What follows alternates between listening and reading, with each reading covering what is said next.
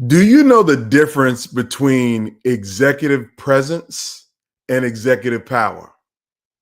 I'm going to repeat. Do you know the difference between executive presence and executive power? Or more specifically, do you know the difference between commanding the room versus owning the table? The reason why I'm framing this up because there is a big difference between commanding the room and owning the table. And I work with a lot of executives, and I've seen this scenario time and time again. The leader looks sharp, they speak sharp, they command with their voice and their words. They're literally got all of the presence that you could want to see. And we talk a lot about executive presence. As a matter of fact, you won't be successful at the C-suite level if you don't have executive presence. So you have to know what executive presence is. You have to have executive presence in order to even be in the room. But the problem is there's so many people who have executive presence but don't know how to gain executive power. And let's be clear, power is really what you want. Presence is what you need, but power is really what you want. See, you have to be in a position to be able to make decisions that have an impact that put the organization, the people you serve in a much better place. But the challenge is there's so many people who got executive presence, but don't know how to get executive power. Now, let me explain to you why I'm talking about this and what this is about. See, if you come into a room and you have executive presence without purpose, you're only acting, you're performing, you're literally demonstrating why you think you deserve to be in the room and why you probably could be in the room, but you're not making a difference to the outcomes of the organization. See, so many people don't understand that if your words don't shift business strategy, if your words don't shift direction, if your words don't elevate the organization or move the people around the table to act differently, then you just talking loud and ain't saying nothing. You got the presence, you got the speech, the right words, the right language, you got all of those things, the buzzwords, the sound bites. Let's circle back on that. Or let's take this offline. You have all of the right words, but you don't have any power. And see, if you're not influencing the agenda that even gets set in the meeting, then you don't have power.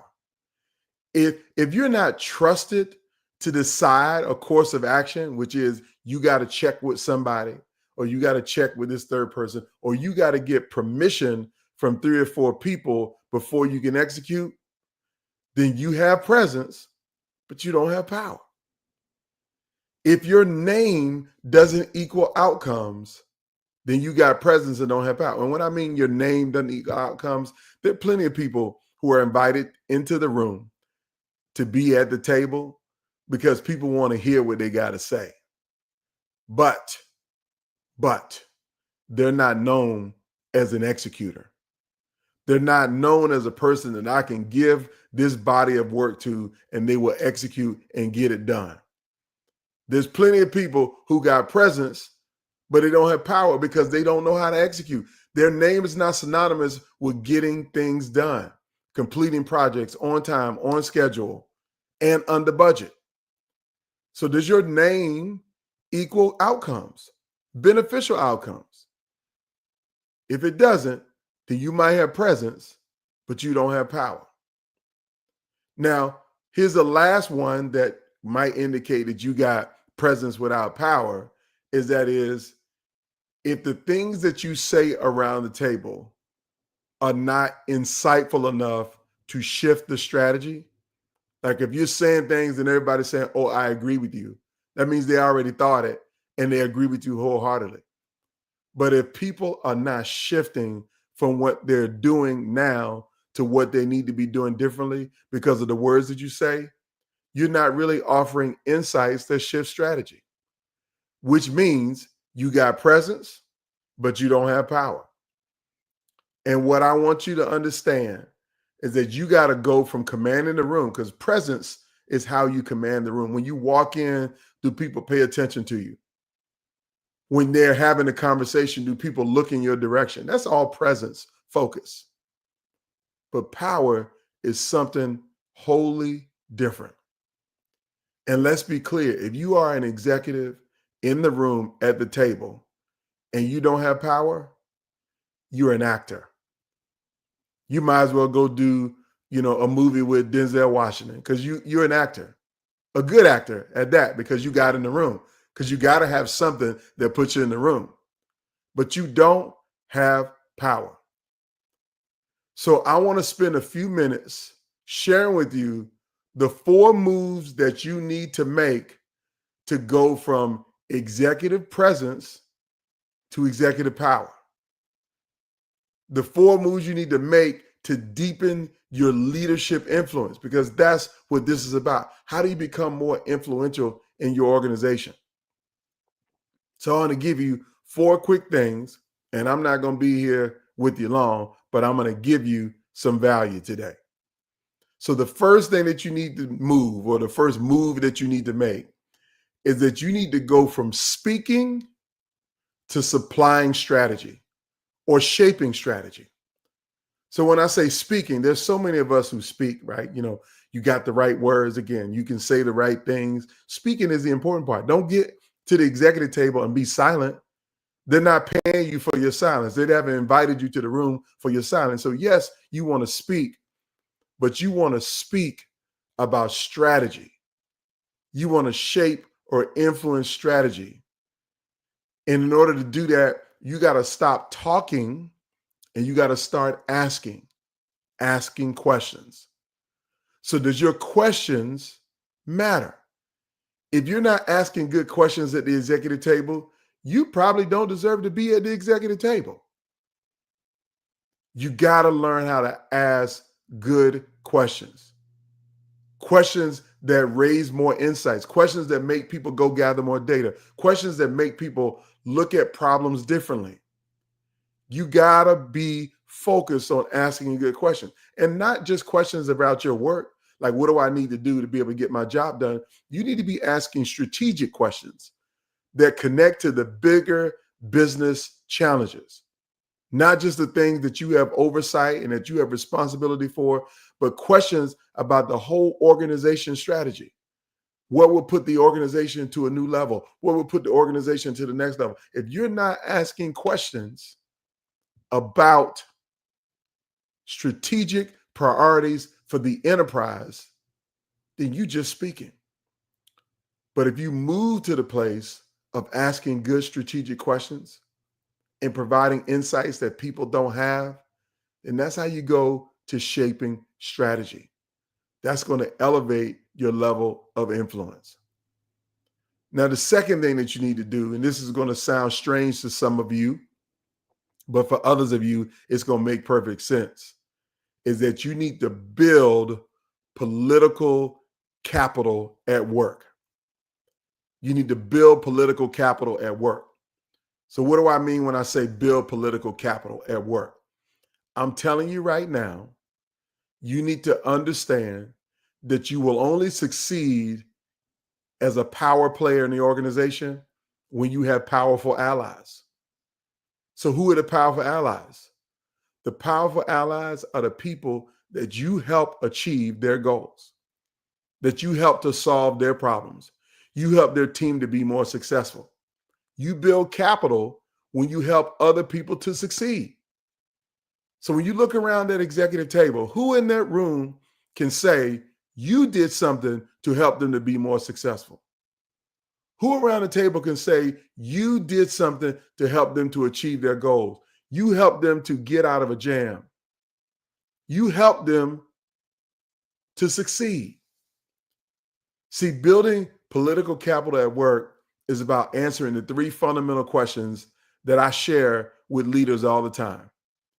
And that for those leaders around the table, I want you to look around your table and see who around the table will say that you have shown the following to them: that you care about them, that you're willing to help them to be successful, and that they can trust you.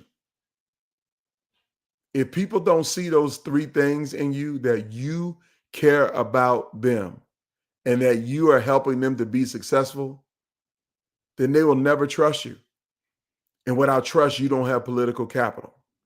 So you got to build political capital by spending your energy, taking some effort, using your team to help people to achieve their outcomes, to achieve their goals. And they in turn will want to reciprocate that to you to help you to achieve the things that you need to achieve. So if you're at the executive table, the teamwork you show to your colleagues is what's going to make the dream work. You got to be a player who can build political capital by helping people to achieve their goals. If you're not doing that, you're not deepening your influence at the executive table. Now, here's the third thing. I mentioned the word outcomes a second ago. So I want you to understand that if you want to increase your influence, you have to create outcomes, not just opinions. You got to be more outcome focused rather than just giving your opinion around the problems. See, I know I get frustrated with this, that people that always bring you information or intelligence to lay out the problem, but they don't give you actionable intelligence, things that you can drive an outcome around.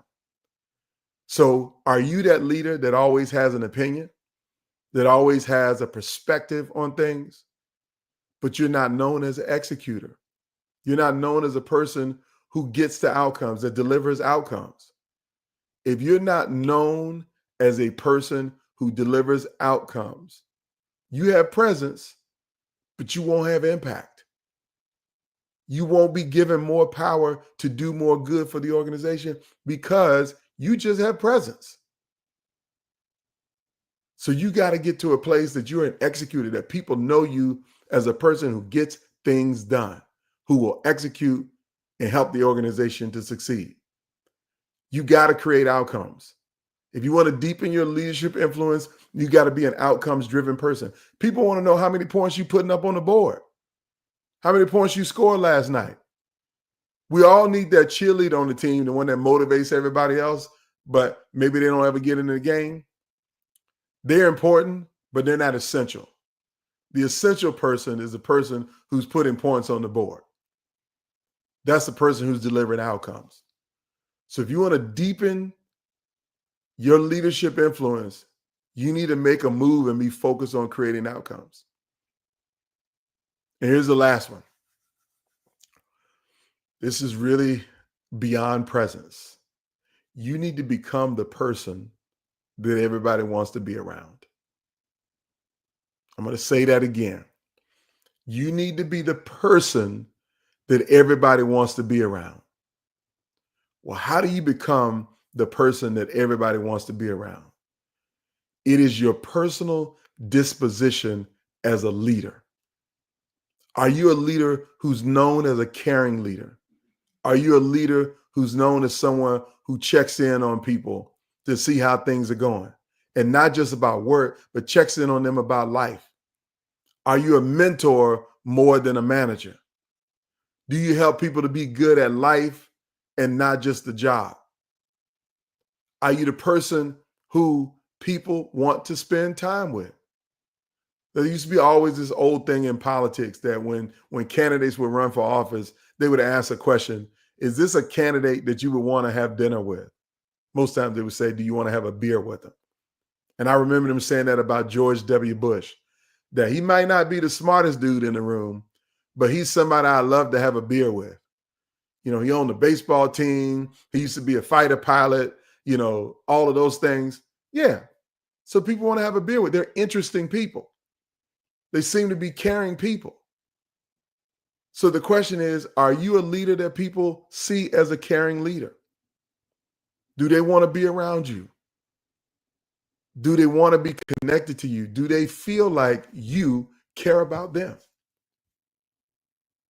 And if you don't have an answer to that question, a move that you need to make is to be able to be the leader that is humanly connected to everybody in the room. not just professionally connected, but humanly connected to everybody in the room. If you're not doing that, you might have executive presence, but you don't have executive power. And power is what people really want. It's a word that actually we're afraid to talk about because, power has a negative connotation to it, or people try to put a negative connotation to it. Power is not negative. Power can be used for good. All of the Marvel movies show us plenty of people who use their power for good. They're examples of people helping others across the street, help them to move out of their house, help them to clean up their yard, clean up the neighborhood. They're using their personal power for good. So power is something that we have to command. And you can't command it if you're not willing to make these 4 moves. You're going to have presence, but you won't have power. So let me summarize the 4 moves and I'm out of here. Number 1, if you want to increase your influence to go from just having executive presence to executive power, the first thing you need to do is to go from speaking to shaping strategy. And you shape strategy by asking great questions that affect the enterprise. The second move that you need to make is you need to build political capital. And you build political capital by helping other people to be successful at the work that they do in your organization. Help them to achieve their goals. The third thing that you need to do is that you need to be focused on outcomes, not just focused on offering your opinion.